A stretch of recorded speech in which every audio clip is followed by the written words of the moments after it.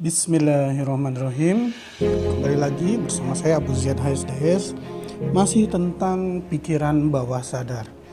Cara untuk simpelnya memahami pikiran bawah sadar ini adalah saya ilustrasikan saja. Saya punya dua buah robot. Yang satu robot dapur, yang satu robot otomotif.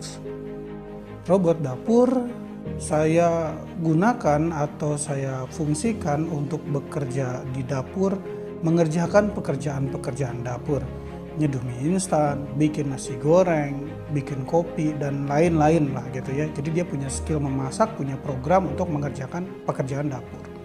Robot otomotif saya pekerjakan di pabrik mobil. Fungsinya buat merakit mobil, buat ngecek mesin, dan lain sebagainya.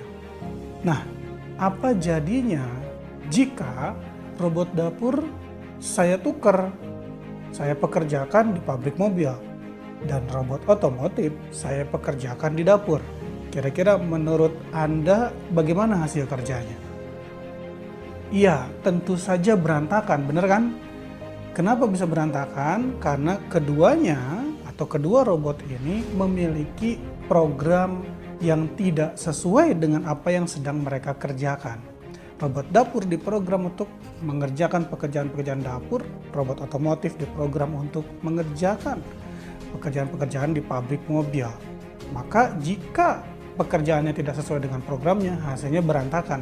Bisa-bisa nanti kopinya rasa busi, Bapak Ibu, betul ya? Nah, ternyata Bapak Ibu, bukan cuman robot, manusia pun hampir sama. Saya katakan hampir ya, karena ada nanti perbedaannya saya jelaskan. Samanya di mana manusia juga bertindak berdasarkan program yang sudah terinstal di dalam pikirannya. Lebih tepatnya terinstal di dalam pikiran bawah sadarnya. Jadi program pikiran ini adalah program otomatis yang menggerakkan aktivitas tubuh kita, kebiasaan hidup kita, pola emosi kita, pola berpikir kita, pola bertindak kita dalam hidup ini gitu. Jadi udah ada programnya, yaitu program pikiran. Pikiran mengendalikan tindakan. Inilah yang membedakan satu manusia dengan manusia yang lainnya. Kita bisa tinggal di kota yang sama, kita bisa tinggal di negara yang sama, menghadapi situasi ekonomi yang sama, tapi bisa jadi nasib kita beda-beda. Kenapa bisa berbeda? Karena kita bertindak dengan cara yang berbeda antara satu orang dengan orang yang lainnya. Kenapa kita punya tindakan yang berbeda? Karena kita punya program pikiran yang berbeda. Sampai sini dulu Bapak Ibu, atau Anda bisa memahaminya? Good. Nah, program pikiran ini diinstal pertama kali di usia kita saat sedang masih kecil atau waktu masih bayi. Bahkan beberapa riset menemukan bahwa proses instalasi program pikiran ini terjadi di usia 3 bulan di dalam kandungan. Begitu yang pernah saya baca dari bukunya Bapak Dr. Adi Gunawan ya, seorang pakar hipnoterapi juga. Jadi proses instalasi terjadi di sana dan mulai tertutup di usia 8 tahun. Dalam arti tertutup di sini sudah mulai muncul critical area-nya. Nanti kita bahas di video atau audio berikutnya tentang critical area ini. Dengan kata lain begini, pahitnya kalau kita diprogram menjadi seorang pemalu, maka kita akan tumbuh besar dan hidup sebagai seorang pemalu. Kalau kita diprogram untuk menjadi seorang pemarah, maka kita akan hidup tumbuh besar sebagai seorang pemarah. Kalau kita diprogram untuk menjadi seorang pemimpin, maka kita akan jadi seorang pemimpin.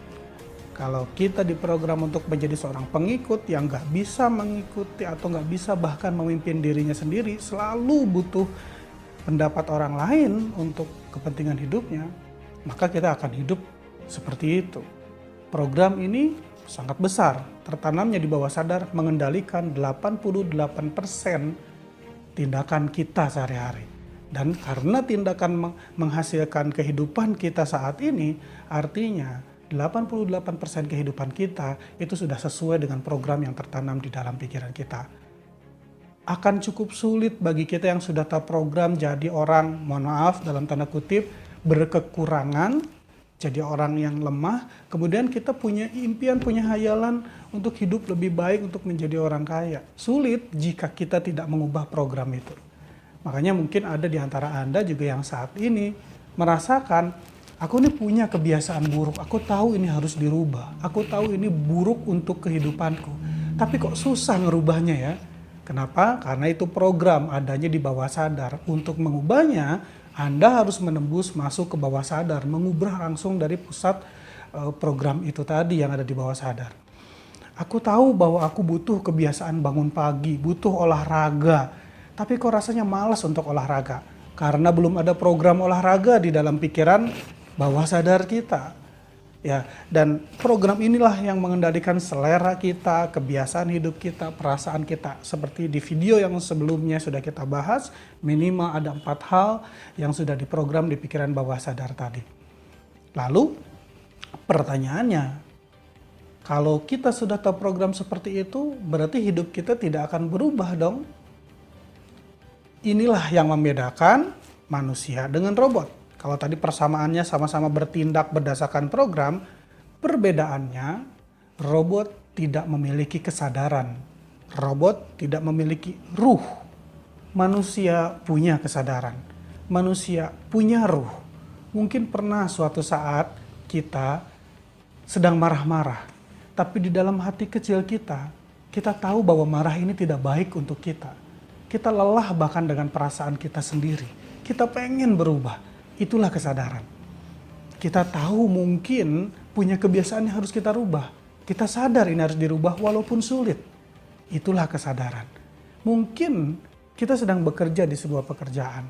Terjebak dengan pekerjaan yang sama setiap hari dan kita tidak menikmatinya. Kita pengen keluar dari pekerjaan itu dan memiliki satu pekerjaan baru yang paling kita inginkan. Tapi kita tidak mampu, kita merasa terlalu banyak batasan di dalam diri kita untuk berpindah atau berganti pekerjaan itu. Itu kesadaran, kita punya kesadaran. Robot nggak punya. Robot dapur yang diprogram di dapur, kerja dia 30 tahun di dapur, nggak akan punya perasaan atau pikiran, duh gue bosan nih kerja gini-gini aja udah 30 tahun. Nggak ada robot pikiran kayak gitu karena dia bertindak berdasarkan program. Manusia punya. Manusia mungkin untuk berubah, sangat dimungkinkan. Dan dari mana kita harus merubahnya? Yaitu pertama kali kita harus merubahnya dengan mengubah program yang ada di dalam diri kita masing-masing.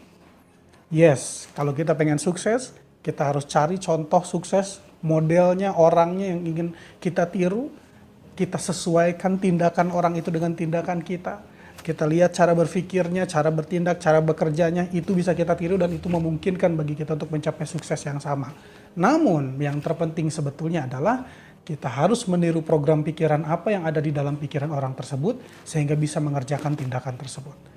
Maka hipnoterapi, EFT, NLP, dan berbagai teknik terapi pikiran yang kami pelajari dan sering juga kami ajarkan adalah tools, alat bantu untuk kita mengadakan perubahan-perubahan di dalam diri kita sendiri.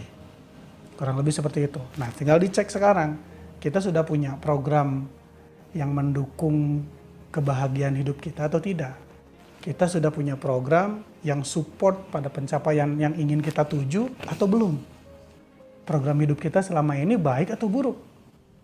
Anda silakan cek kehidupan Anda masing-masing. Dari mana kita tahu ada program yang kurang tepat yang tertanam di dalam pikiran kita? Dari kehidupan yang kita jalani saat ini. Kalau Anda sudah cek, Anda sudah tandai, itu Anda sudah masuk pada satu fase pembelajaran untuk mengubah diri Anda sendiri. Kita rubah sama-sama. Saksikan terus video-video berikutnya ya. Terima kasih. Assalamualaikum warahmatullahi wabarakatuh.